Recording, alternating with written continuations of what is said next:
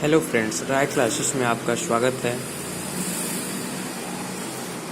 आज हम मैथ्स का परसेंटेज चैप्टर स्टार्ट करने जा रहे हैं, जो कि बेसिक से एकदम हाई तक आप लोग को सिखाएंगे, बेसिक से हाई लेवल तक।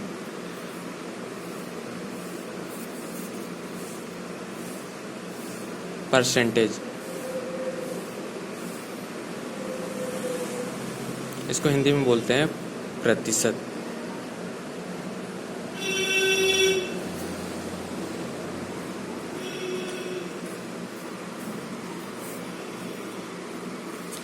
सबसे पहले हमको ध्यान ये देना है कि यदि फ्रैक्शन में, यानी कि इसको हिंदी में बोलते हैं कि भिन्न, यानी कोई भी वैल्यू यदि फ्रैक्शन में दिया हो और उसे यदि परसेंटेज में चेंज करना हो तो उसे 100 से मल्टीप्लाई करते हैं।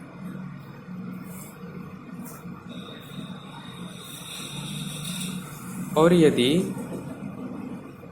परसेंटेज में दिया हो और उसे भिन्न में कन्वर्ट करना है तो फ्रैक्शन को 1/100 से मल्टीप्लाई कर देते हैं, प्रतिशत को 1/100 से मल्टीप्लाई कर देते हैं। इसमें ध्यान ये देना है कि एक को 100% हम लोग मानते हैं, एक की वैल्यू को 100% मानते हैं। अब कुछ वैल्यू है जो कि याद रखना पड़ेगा हमेशा, जिससे क्वेश्चन सॉल्व करने में आसानी रहेगी। जैसे कि 1/2 को हम लोग 50% बोलते हैं। इसी तरह से 1/3 को हम लोग 33.1/3%, यानी कि 33.33 इसे बोलते हैं। इसी तरह से 1/4 को हम लोग 25% बोलते हैं। इसी तरह से 1/5 को हम लोग 20% बोलते हैं। इसी तरह से 1/6 को हम लोग 16/2/3%, यानी 16.66% इसको बोलते हैं। 1/7 इक्वल टू हो गया 14/2/7%, यानी कि इसको हम लोग 14.28% बोलते हैं। इसी तरह से 1/14 की वैल्यू होता है 7.14%। ठीक है। इसी तरह से 1/15 इसको हम लोग बोलते हैं 6.66%। इसी तरह से 1/60 की वैल्यू होता है 6.25%। 1/70 की वैल्यू होता है 7/15/17%। इसी तरह से 1/80 की वैल्यू होता है 5/9%।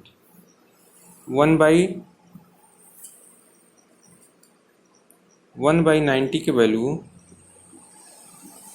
होता है 5/90%। 1/20 की वैल्यू होता है 5%। कुछ और डाटा है यहाँ छूट गया है, जो कि नोट कर लेते हैं। 1/8 की वैल्यू होता है 12.5%। 1/9 की वैल्यू होता है 11.11। 1/10 की वैल्यू होता है 10%। 1/11 की वैल्यू होता है 9.09, यानी 9/1/11। 1/12 की वैल्यू कितना होता है 7.69%।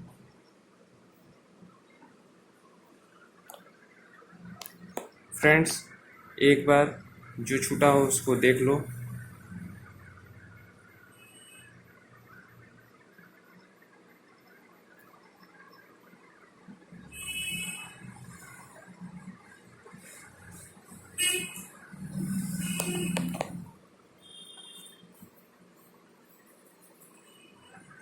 अब हम लोग कुछ बेसिक चीज़ हम लोग देखेंगे, जैसे कि हम लोग सीखेंगे कि यदि कोई वैल्यू दे दिया रहेगा कि 20%, तो 20% को हम लोग 1/5 लिख सकते हैं, ठीक है।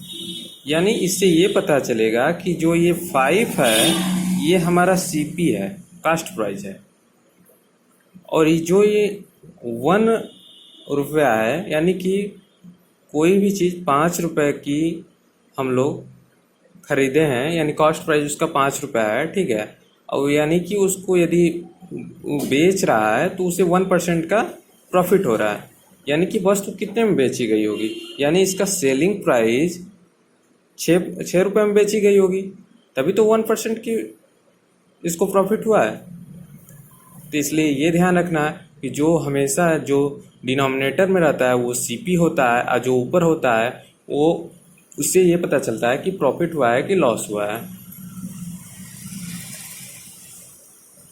जैसे कि हम लोग देखते हैं कि ए नंबर इज increased by 12.5%। किसी नंबर में 12.5% की यदि वृद्धि हो रही है तो 12.5% की वैल्यू हम लोग जानते हैं कि 12.5% की वैल्यू को हम लोग 1/8 लिखते हैं, ठीक है। यानी कि इसका ये संख्या, ये इसका प्रारंभ में 8 था, ठीक है। और जब उसमें 1 रुपये की जब वृद्धि हुई, मान लो जब इसमें 1 वृद्धि हो गई, तो ये संख्या क्या हो गई, जो न्यू नंबर हो गया, न्यू नंबर हमारा 9 हो गया, ठीक है। तो ये बेसिक था। अब हम लोग क्वेश्चन धीरे धीरे क्वेश्चन की ओर चलेंगे। जैसे देखते हैं कि 3 है, ठीक है। कोई संख्या 3 से 4 हुई, मान लो 4 है, 5 है, 6 है, 7 है और 8 है। देख लेते हैं, यदि ये संख्या 3 से 4 हुआ है, ठीक है, यानी इसमें कितने की वृद्धि हुई, 1, कितने पे, यानी 3 पे। तो इसको परसेंटेज में चेंज करने के लिए कर लेंगे 100 से मल्टीप्लाई, यानी कि 33.1/3%, ठीक है। ऐसे ही यदि 4 से 5 हुआ है तो कितने की वृद्धि हुई है, 1 की, कितने पे, 4 पे, तो 1/4 इंटू 100, यानी कितना हो जाएगा, 25%, ठीक है। इसी तरह से यदि हम देखेंगे कि मान लो कोई संख्या 3 है और 3 से यह संख्या 3 से 7 हो गई, ठीक। तो 3 से 7 हुई है तो कितने की वृद्धि हुई, 4, यानी कि तो लिख लेंगे कि 4 कितने पे हुई है, कितने पे हुए, 3 पे। 3 से 7 हुई यानी 4 की वृद्धि हुई है, यानी 7 पे, 4/7, अरे 4/3, 3 पे हुआ है ना, तो 4/3 इंटू 100, यानी कि 400/3 यानी 133 सही 1/3%, ठीक है। अब हम लोग क्वेश्चन धीरे धीरे आगे क्वेश्चन की ओर चलेंगे।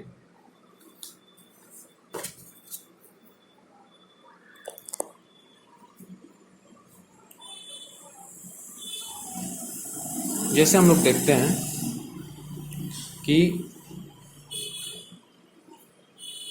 0.09% ऑफ 25% ऑफ 1200।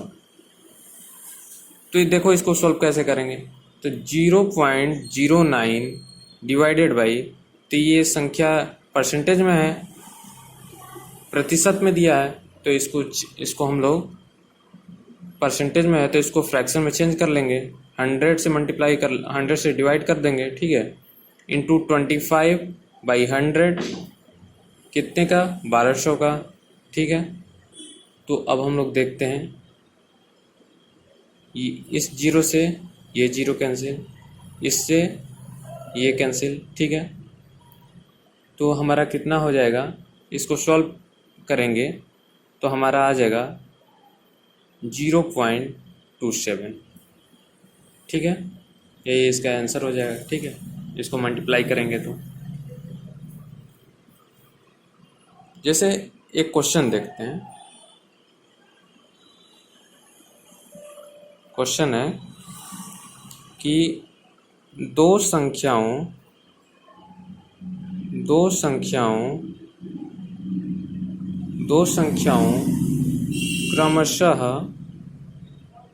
क्रमशः एक अन्य संख्या से 15% और 20% कम है। फिर पहली संख्या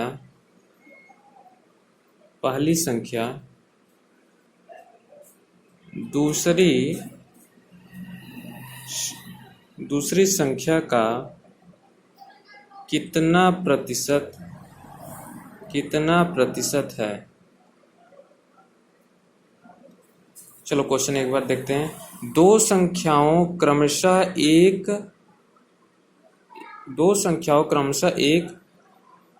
अन्य संख्या से 15% और 20% कम है। फिर पहली संख्या दूसरी संख्या से कितना प्रतिशत है। पहली संख्या दूसरी संख्या का कितना प्रतिशत है, इसको अब सॉल्व करना है हमको। ठीक है, तो कितनी संख्या है, यानी 3 संख्या हैं इसमें, यानी फर्स्ट मान लेंगे, सेकंड मान लेंगे, थर्ड मान लेंगे। ठीक, पहली संख्या कितना है, 15% कम है, यानी कि यदि हम लोग मान लें कि कोई संख्या 100% है, यदि 15% कम है यानी 85 है। ठीक है, दूसरी 20% कम है, यानी कि 100 में से 20% कम कितना, 80 हुआ। तीसरा हम लोग 100 मान लेंगे, कि कह रहा था कि दो संख्याओं क्रमशः एक अन्य संख्या से 15% और 20% कम है, तो फिर पहली संख्या दूसरी संख्या से कितना प्रतिशत, दूसरी संख्या का कितना प्रतिशत है। तो हम लोग इसमें मान लिए कि जो तीसरी संख्या 100 है। ठीक है, इस संख्या से ये 15% कम है और इस संख्या से ये 20% कम है। ठीक है, तो कह रहा था कि पहली संख्या दूसरी संख्या का कितना प्रतिशत है। तो जब निकालना है तो हम लोग देखेंगे इसमें पहली संख्या दूसरी संख्या का कितना प्रतिशत है। पहली संख्या दूसरी संख्या का कितना प्रतिशत है, तो पहली संख्या कितना है, 85। अब कह रहा है दूसरी संख्या का कितना प्रतिशत है, यानी इसको बट्टे में कर देंगे, 80 × 100। इससे ये कैंसिल हो गया, 4 2 चौके 8, 2 बचे 10। ठीक है, यानी कि इसको काट देंगे तो ये हमारा आ गया 106.25। ठीक है, ऐसे ही नेक्स्ट क्वेश्चन हम लोग देखेंगे। ऐसे ही हम लोग नेक्स्ट क्वेश्चन की ओर चलेंगे।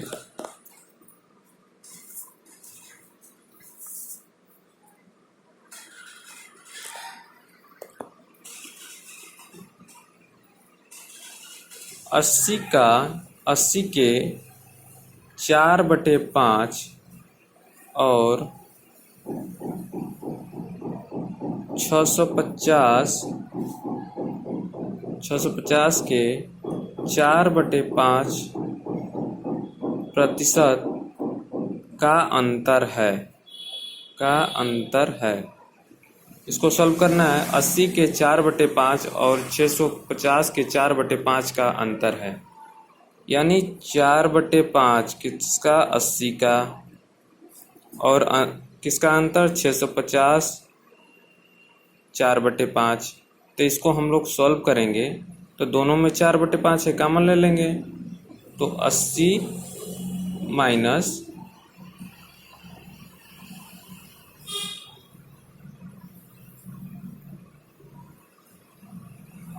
80 माइनस इसको हम लोग सॉल्व कर देते हैं यहाँ से।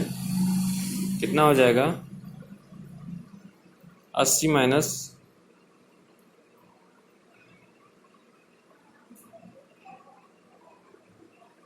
ये परसेंटेज में है ना, ये परसेंटेज में है, तो ये 100 से यहाँ मल्टीप्लाई कर देते हैं। ठीक है, तो कितना हो जाएगा? 0 0 0 हो गया। ठीक है, और 2 5 10, 2 3 6, 2 3 4, 32.5। फिर इसको काट देंगे 30। एक मिनट, गलत हो गया कुछ क्वेश्चन, देखते हैं इसको।